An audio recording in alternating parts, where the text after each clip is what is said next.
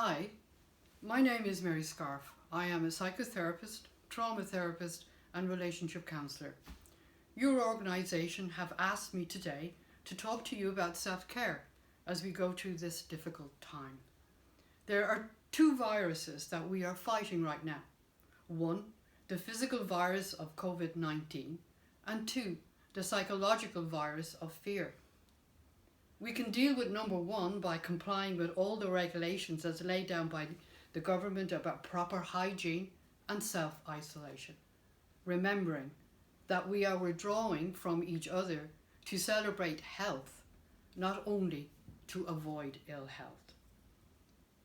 To manage fear is a bit more difficult because it is internal and is function of the worrier, and it is very much instinctive and part of our survival mechanism. We need to work at this from understanding how our body works and how our mind, through thoughts and patterns, influences our body's responses. And this is what I want to talk to you about today.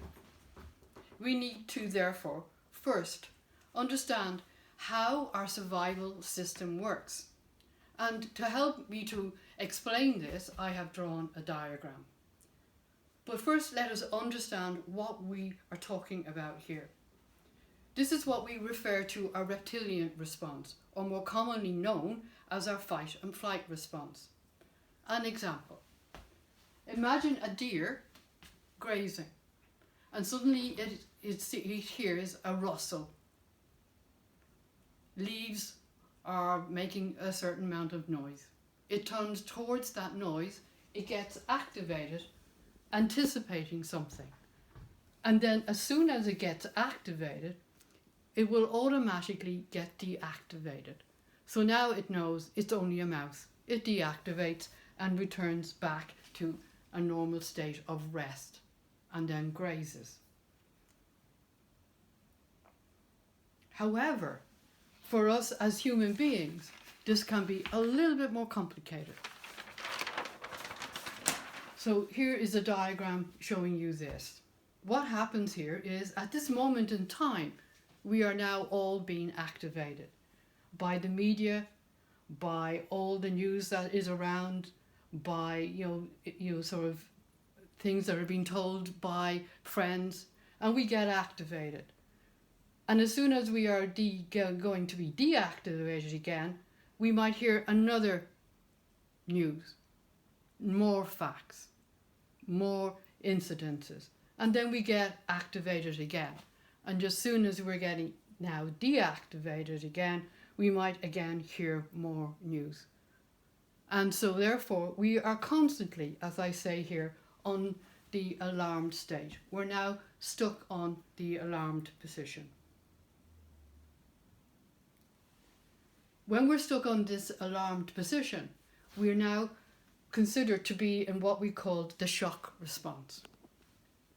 When we experience the shock response, we have difficulty in maybe sleeping, we have difficulty in concentrating, we may even have difficulty in eating properly, we don't have an appetite.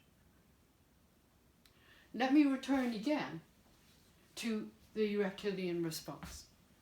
And part of the reptilian response is also what we call the freeze response. The freeze response is exactly what we said it is. It's part of the reptilian response, which is a survival response. Let's go back to the deer again.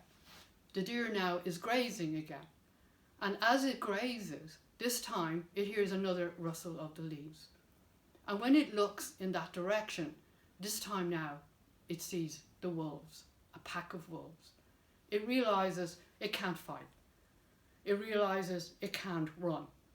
It can't outrun this pack. So what does it do? It plays dead. It falls to the ground. Its heart rate decreases. It actually feels cold to touch. Its breathing decreases to a minimal amount in order for it to survive. The wolves come near the animal, near the deer, and what happens then is that they think that the deer is dead. And when they do think that, or that it's sick, it will not eat contaminated food, and what it does is they leave. Within 2 hours of that happening, then what happens is the deer gets energy back, it shakes, it shivers, and it stands up, and it's able then to continue its life. It goes back to grazing or go back to the herd. And unfortunately, not like human beings, it doesn't go back and say to the rest of the herd, did you see what happened to me? It just continues on in its life. We have the same response. And our response is that we numb out. We numb out of our emotions. We go into what we call functional freeze. Functional freeze is like that we are still functioning in our world, but it's almost as if we can't really engage in it. And another example of that is a feeling of a lot of energy, but there's nothing you can do about the energy. It's like if you're sitting in your car and you put your foot on the accelerator and your foot on the brake at the same time. It's that feeling I'm going nowhere, but I have lots of energy. And this is now compounded by the fact that I'm even restricted in finding ways now of using this energy due to the advice given to withdraw from social activities.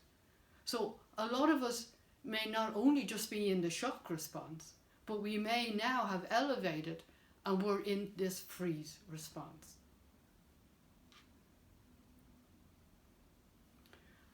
Also, unfortunately, since you all may already have experienced trauma already in your lives, some of these emotions related to this trauma are now being retriggered. And you might find yourself getting very angry, getting very frustrated, feeling very sad, or feeling a sense of hopelessness. So that's giving you an idea of what might be happening and why it might be happening in your body at this moment in time. So now let's have a look at how can we manage to tackle this experience. First of all, let's talk about the input from our mind. And to understand our mind, we have to understand what our brain looks like. So again, I'm going to go back and show you a diagram. This is my Picasso version of your head. And as you can see, I've divided it into 3, and we call this the triune brain. We've been talking very much here around the fight and flight response. And now what we are going to look at is the limbic brain. In here is our memories. In here is our seat of fear. This part of the brain is very much connected to the past. This is a kind of a very simple version, of our brain. This piece here is very much influenced by nature and nurture. We all have a personality trait of the worrier. Its function is to warn us of danger.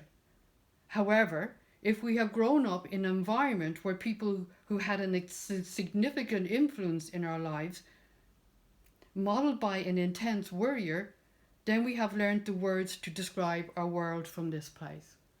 So in other words, I'm saying is, if the environment from the age of 0 until you left primary school was an environment where you experience the model of worrying, then you will have internalized this worrier into your psychic.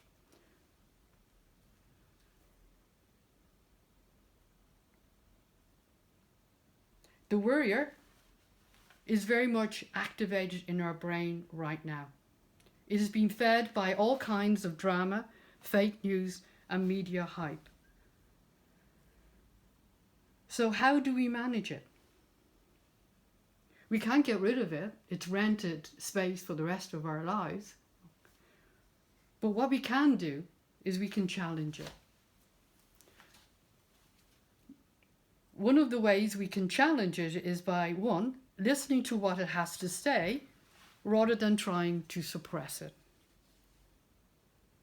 If we try to suppress it, what will happen is that when we feel a little bit low or we are ruminating, it will come back like a tsunami.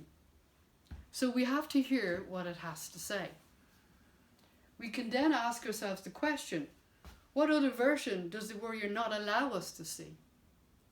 If I cannot do this, maybe I need to allow other people to give me a version that they see. And then I have to give myself the possibility that what they're saying is also a right version. Now I ask myself the question, what can I put in place now that will support me if this happens?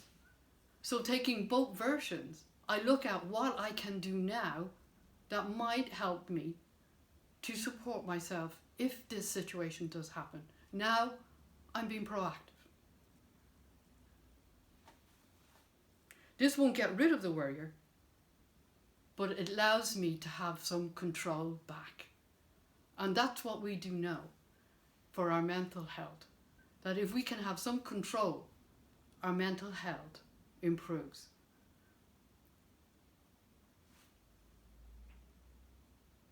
I'm going to show you a lot of letters right now. And as I show you them, I want you to notice what sentence do you make.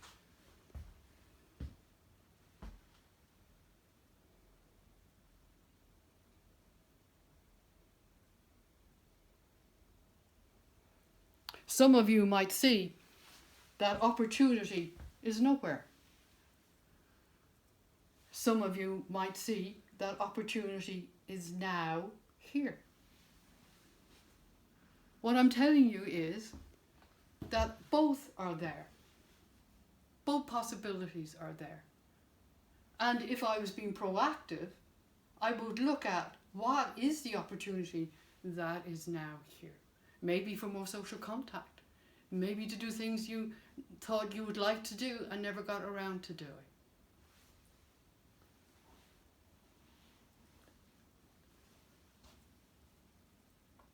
And what we're doing now, by doing that, is that we're bringing the neocortex brain back in. We're bringing new stuff into our limbic brain, minimizing the impact of what the limbic brain is saying, okay, and therefore minimizing their response to the reptilian brain. So therefore, this in some way minimizes the activity in the reptilian brain.